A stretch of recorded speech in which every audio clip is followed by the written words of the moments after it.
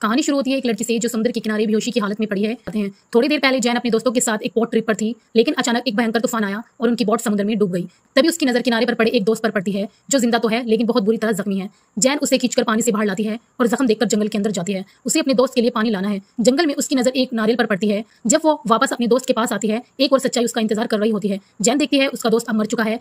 अब तक उसे यह समझ आ चुका है कि यह आइलैंड का एक सुनसान और भयानक जगह है। यहाँ उसके अलावा कोई भी जिंदा नहीं है। धीरे धीरे उसे यह एहसास होता है कि हाँ, सच में कोई नहीं है। वो बैग खोलती है, उसके अंदर कुछ पुराना सामान रखा है। उसे मेडिसिन भी मिलती है। जब वो मेडिसिन की एक्सपायरी डेट देखती है तो वो चौंक जाती है। उस पर लिखा होता है 1994। अब उसे यह यकीन हो जाता है कि सालों पहले कोई ना कोई इंसान यहाँ आया जरूर था, लेकिन शायद वो यहाँ से कभी लौट नहीं सका। जैन जंगल को और गहराई तक एक्सप्लोर करने लगती है। तभी उसकी नजर एक पुराने गिर गए पेड़ पर पड़ती है। वो पेड़ अंदर से पूरी तरह खोखला है, जैसे सालों तक हवा और बारिश ने उसे खाली कर दिया हो। रात होते ही तेज बारिश शुरू हो जाती है। जैन कुछ बड़े पत्तों के नीचे चिपक कर पूरी रात गुजारती है।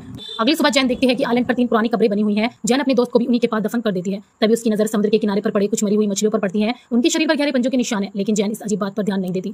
थकी हुई जैन रात को एक जगह सो जाती है। अगली सुबह जब वो आंखें खोलती है तो देखती है उसके दोस्त की लाश जो उसने दफन की थी अब वहां से गायब है। ये देखते ही उसका दिल दहल जाता है। अब वो समझ जाती है कि इस आइलैंड पर जरूर कोई खतरनाक जानवर है। फ्लेयर गन की रोशनी के बीच ही जैन की नजर समुद्र पर पड़ती है। पानी के नीचे एक बड़ा साया हिलता हुआ दिखाई देता है। जैन घबराकर जंगल की तरफ भागती है और एक छोटी सी जगह पर छुप जाती है। मॉनिस्टर बार-बार उसके आसपास से गुजरता है और आखिरकार वो पानी में लौट जाता है। सुबह होने पर जैन सूटकेस के अंदर मिली हुई तस्वीरों को देखती है। उन तस्वीरों में एक खुशमिजाज फैमिली नजर आती है जो कभी इस आइलैंड पर आई थी, लेकिन एक तस्वीर में एक बच्चे के पीछे 2 चमकती हुई आंखें दिखती है। जैन का दिल कांप उठता है। ये वही मॉनिस्टर की आंखें हैं। उसका दिल फिर से एक अजीब सी घबराहट से भर जाता है।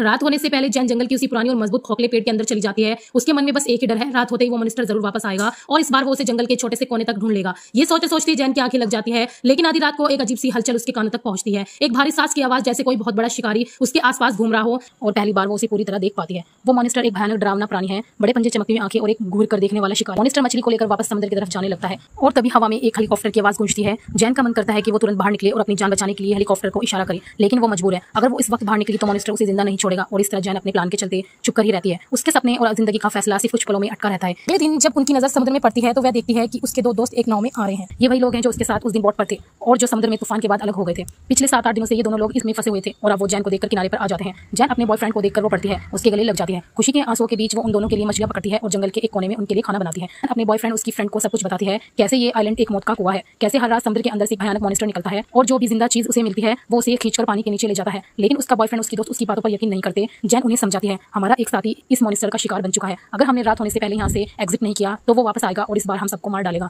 हमें तुरंत राफ्ट लेकर पानी में वापस जाना होगा। पर उसकी दोस्त गुस्से से बोलती है, हम पिछले 8 दिन से इस राफ्ट पर फंसे हुए थे और अब मैं फिर से उस पानी में वापस नहीं जाऊंगी। जैन का बॉयफ्रेंड भी उससे कहता है, जैन तुम बस डर के मारे घबरा रही हो, यहाँ कोई मॉनिस्टर नहीं है। अगर होता तो हम दोनों अब तक जिंदा नहीं होते। जैन उन्हें समझाने की पूरी कोशिश करती है, लेकिन वो दोनों उसकी बात सुनने को तैयार ही नहीं होते। भाग 2 देखने के लिए फॉलो करें और बेल आइकन दबाना मत भूलना।